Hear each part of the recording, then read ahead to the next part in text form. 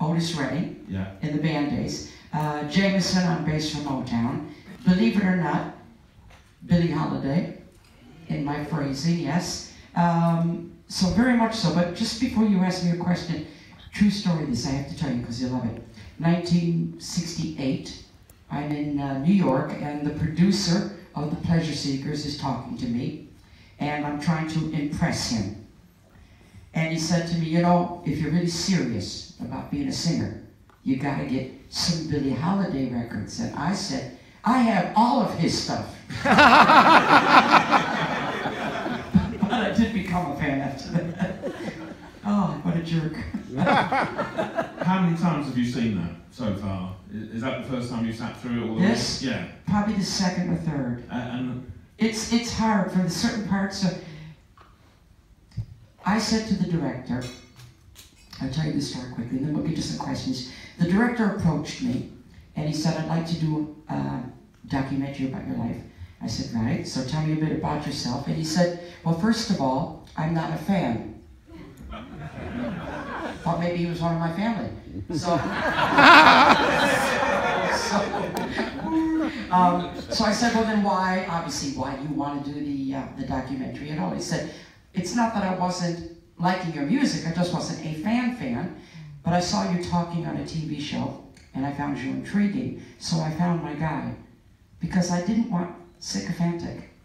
I didn't want ass-kissing, you know? I didn't want somebody who just was, no, I said, okay, if we do it, and you saw it tonight, we do it for real, we do it warts and all, even if I'm uncomfortable at certain things, if it's the truth, it's in, and we accomplish that.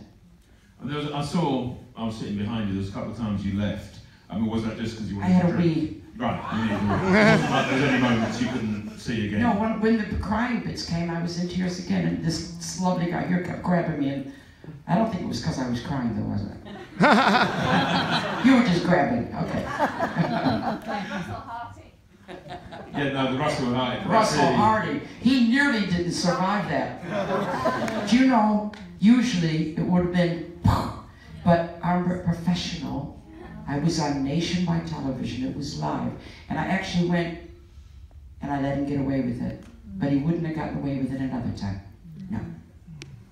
I mean, And he doesn't even like women. So why did he do that? Well, we won't go there. I mean, your story, I mean, very few stories have the MC5 and Edmund Hockridge and Light Entertainment and Alice Cooper. I mean, it's probably one of the most varied stories in popular music. Because I wanted to do everything I could do in this business. I love entertaining. I actually wrote, anybody who saw Unzipped knows this, I actually wrote a letter to a very famous American comedian, television comedian named Red Skelton when I was 8, telling him to hire me because I was really funny. He never contacted me. Well, never mind.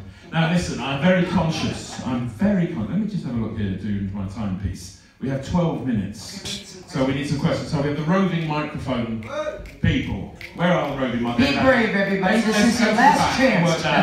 Laura, you don't get a question. And neither do you, Richard. Right, where are we going? That gentleman there is... Go to Don. Go to Don. Go to Don. Go to the drummer. Go to the drummer. Okay. Hold on. Here he comes. Say 1, 2, 3, 4. Hello. Which way? Hold on, no, go to Don. Ladies and gentlemen, Don Powell. Yeah. Great film, Suzi. Great film. You should be proud. Fantastic. Now listen, remember a couple of years ago when you were my bass player when we were in Australia? Remember? Yes. A fantastic time that was. Well, I'm going back now to 1972. When you were the opening act on the Slade tour, UK tour. Now I remember standing on the side of the stage with you when we played our hometown of Wolverhampton, and you were so scared. You were really, I've never seen you like that before. Me scared? You were scared, you were almost shaking. Sit down, Don. You were almost shaking, almost crying. Now was that genuine? Because as soon as you went on stage, it was a different person. But just before, I mean, you were so scared.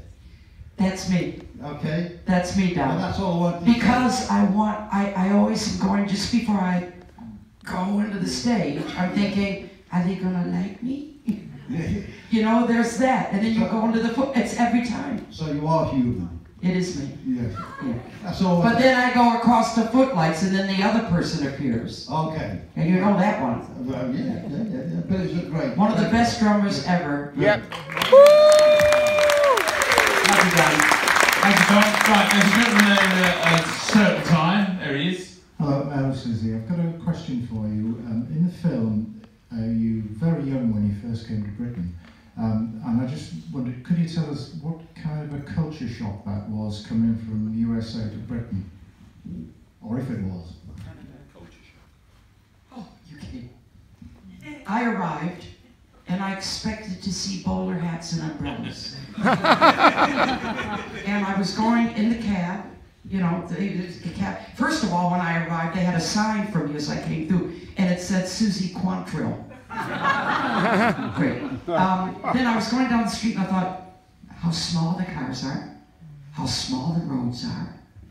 Everything looked, you know, tiny, because I'm American, some of them looked tiny. But it was a big culture shock. I didn't get your sense of humor. I get it now. And your sense of humor is fantastic. I mean, nobody else could do Monty Python but the British. You're a weird people. You know? Weird sense of humor, but it's so funny. But the one abiding memory I have of being here when I first got here, I had hardly any money and I went to Garfunkel's Oxford service. And I ordered a cheese salad. Cost 35 pence. A cheese salad. You know what I got? 2 lettuce leaves, 1 tomato cut into 2, and a piece of cheese wrapped in cellophane. I thought, I'm not in Detroit anymore. like Dorothy. No, I'm not in Kansas. Thank you very much. Now, where are we coming? We've got come down the front. Any more up the back while you're up the heights? No? Yep, oh. There's a brave one there, up there. There we go, that lady there. That is a lady, or is that a hat? Hi Suzi. I thought the film was fantastic. Thank you. Really great. A bit of a bombshell for me as a woman, and I've got some friends here from the punk era. I think we just realised that, you know, you were the precursor to all our punk outlettings and yeah, and we just realised that. We really appreciate the work. Thank you.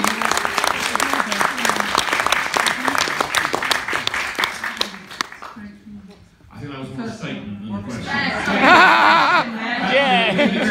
That's a good thing. There's a gentleman there. No? Yes, there he is.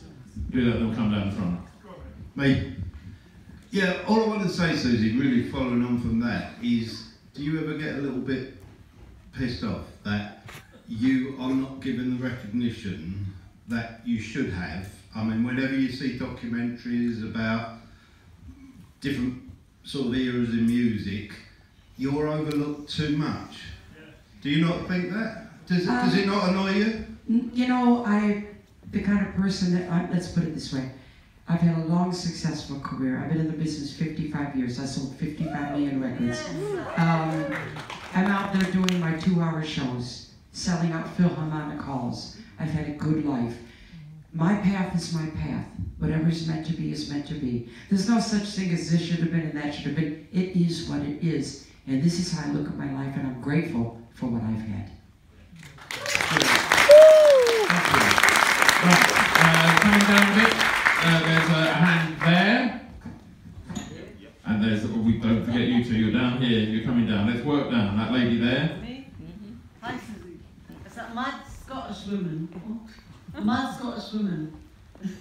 All year round. Anyway, my question is, the movie of your life, who do you want to play you, Suzi? Scott. Oh my God Almighty. Who can play me? I can't play me. No, well, you can't. I don't know. Yeah, she could. But does she have the emotional range? This is what and I love her. She's a friend. I do love her. She's I gotta say on record that I Love Rock and Roll is one of my very favorite singles. Great record. Who could play me? Yeah. I don't know. It would have to be somebody. I don't know. Do you know? Somebody has been mentioned by the producers because I'm doing a movie, by the way, everybody, Not on my life. Not doing Who? Not John. Promise you won't tell anybody?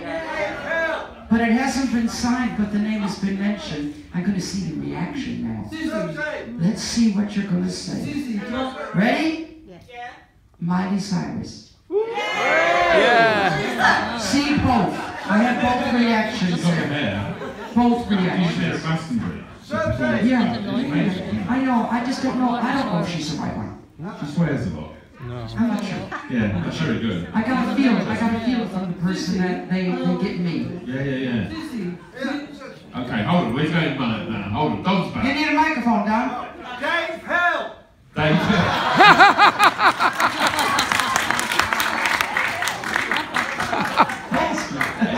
He's got the clothes already.